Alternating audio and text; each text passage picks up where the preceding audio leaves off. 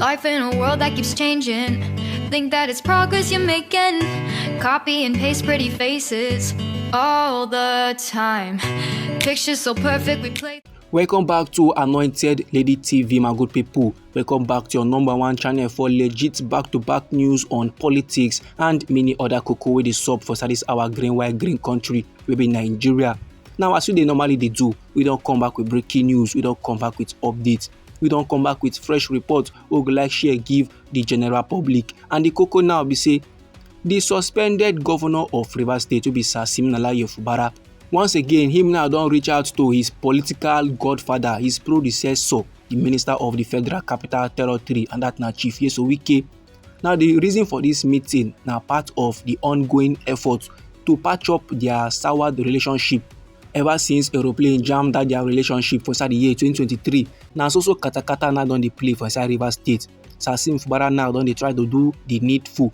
Him now is understood to have visited the Federal Capital Territory Minister for inside his own Abuja residence. And normally, my good people, the details of the discussion, that is the things and things where the two mature men they yarn during their meeting, it was not immediately available. But the meeting now they come board in the middle of fresh calls coming from some quarters for the reinstatement of the suspended governor Sasim Fubara. And no be lie, some of Sasim Fubara supporters be don hope, be don get am for mind, be don dey happy small.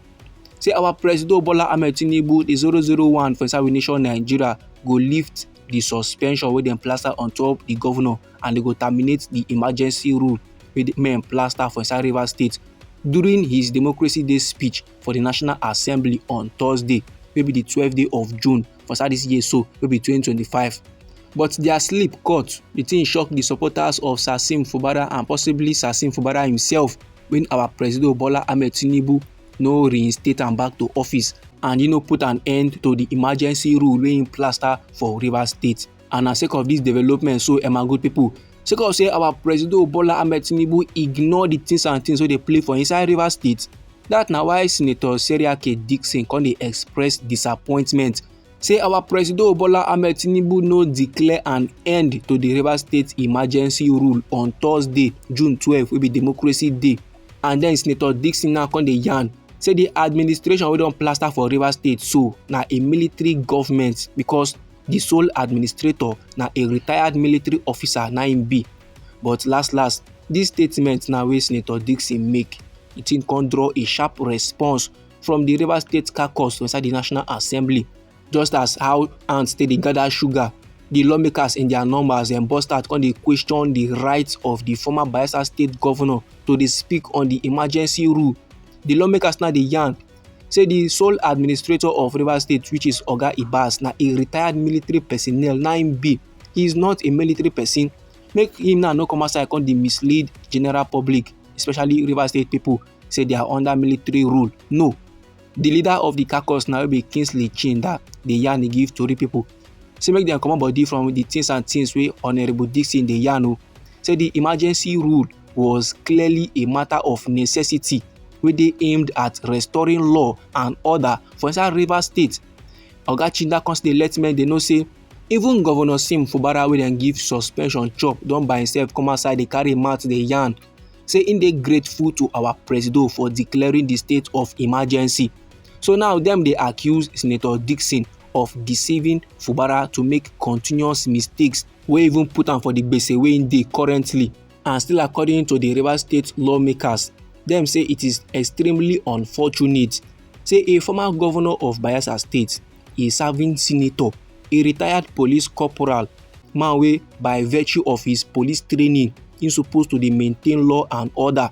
Now he don't decide to make undemocratic utterances where they capable of causing a breakdown of law and order for inside Rivers State, while indigenes of Rivers State are still on the path of seeking for peace. For us now to ensure that they must protect the lives of Rivers State people for inside Rivers State. And it dey on record, say Senator Dixon in one of his numerous visits to the suspended governor, he now can promote ethnic bigotry and biases wey go mislead the governor, and they know very well say na those kind counsel na land the governor for the position wey im dey so. Na make the governor chop the suspension wey he don chop, and normally he no suppose chop am at all. So dat na why the Rivers State lawmakers dey clearly caution and warn Senator Cenya0UT Dixon make im stay clear from inciting Rivers State pipo into any form of violence or attempting to cause any breakdown of law and order for inside their dear Rivers State. Dis my good pipo na the remark, na the response of the Rivers State lawmakers sake of the things and things wey Senator Dixon talk, as dem bin dey expect say our President Bola Ahmed Tinubu go reinstate Fubara back to office and im go end the emergency rule wey im plaster for Rivers State. And no be lie my good pipo, we also receive report say the simplified family, the supporters of Fubara, dem bin also make some kind preparation as dem bin dey expect the reinstatement of Fubara by our President Bola Ahmed Tinubu on the 12th day of June, wey be Democracy Day. Many of Fubara supporters just dey patiently dey watch the national broadcast wey our president make for inside the National Assembly. Dem just dey jeje focus, dey dey wait for our president now to just pronounce am say yes, Fubara is back to office and the emergency rule e don expire. But e shock all of them. Their sleep cut sake of say our President Bola Ahmed Tinubu no even touch Rivers State matter. The man no even drive go there at all. But later on that same day, our President Bola Ahmed Tinubu come forward later give the Nigerian Senate, and for that letter so, our president dey seek confirmation for some appointment wey Oga Gbas make. And as the Senate President wey be Godswill receive the letter, he now come read am out loud so that all the senators they go observe.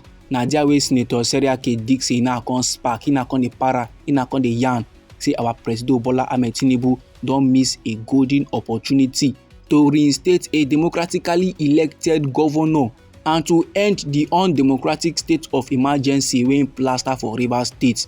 Dis my good pipo na the informate wey I wan share give the general public. Now anyhow the matter be you for body, or if e be say you get contributions about this very particular topic, so no let anybody or anything stop or intimidate you. Feel free make you put out your comment, feel free make you put out your contribution inside our comment section. Once again, now we be Anointed Lady TV. Now we dey like give una legit news on politics and the many other cocoa wey dey sup for inside this our green country wey be Nigeria.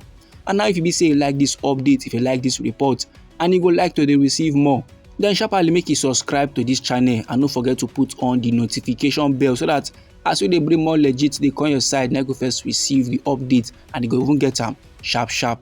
Now me dey go get more news, me dey go get more reports, me dey go get more informate for you my good people. Try make you no go anywhere.